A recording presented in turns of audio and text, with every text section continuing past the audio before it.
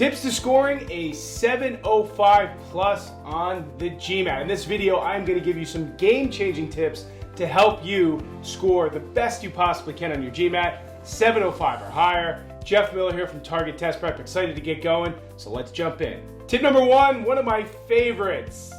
Learn each topic one at a time. That's right. If you jump in and try to do various practice right off the bat, doing question after question after question, it's not going to get you to the promised land. So instead, you do a very linear, granular process of saying, you know what, I'm going to go one topic, one at a time. Take rates, for example, in the quant section. You learn everything you can about rates, average rates, converging rates, catch up and pass rates. Then you just practice rates. You do 50, 60, 70 questions even. Doing that allows you to see your granular weak areas from that topic. You fix those weak areas before moving on, and then you rinse and repeat down the line with DI, with verbal, and the rest of GMAT Quant. If you can do that, that's going to be a great way to solidify your skills and get you on that path to a 705 plus. Tip number two, learn each topic from the ground up. I kind of said this previously. It's huge in how you learn. In fact, we have a great video on the best way to study for the GMAT. Check it out where we talk about this more. But it's pretty simple. It just means you walk before you run, right? So if you're learning about certain topics, let's say exponents, for example, first and foremost, you got to learn about all the exponent rules. When you add the exponents, when you subtract them, what happens when you're adding bases that have exponents. You learn all that, and then you get into the deeper, harder stuff. In fact, the way the Target Test Prep course is laid out is within each topic, math, verbal, or DI, we go through the basics first so you can learn them and then get into more advanced, trickier questions or trickier topics. So just make sure when you're learning the GMAT, you start at the ground and you incrementally move your way up. Tip number three, achieve high streaks when doing your practicing. Look, streaks are looked at positively when you're taking the GMAT, meaning streaks of correct answers. So you've got to get into the mindset of how it feels to get 7 questions in a row right, 9 questions, 10 questions, 11 questions.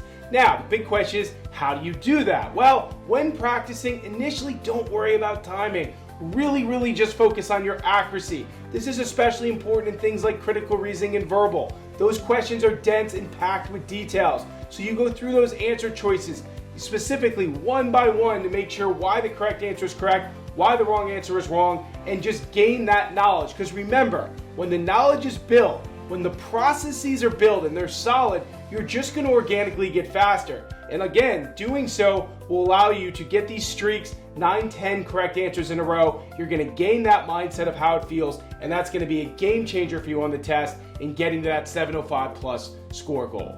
Tip number 4, get many tools in your toolbox. Yes, that's correct. When I tutor students, I'm always telling them, look, there's multiple ways to skin a cat in some of these questions, and you need to be aware and ready for it. For example, just take an average rate question. Well, we know that the formula for average rate is total distance over total time, right?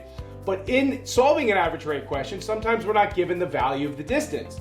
You can use D for a variable for each distance, and eventually that variable cancels out. Or from time to time, you can plug in a real value for that distance, a real numerical value. If that ends up making it quicker, you go with that route. Same with remainder questions. You can plug in real values, you can use the remainder formula. So the point is, get those tools in your toolbox so when a question comes at you, sometimes have multiple ways to go about it, but you also know the path you want to take based on the question in front of you. Practice that way, it'll be a game changer for you on test day.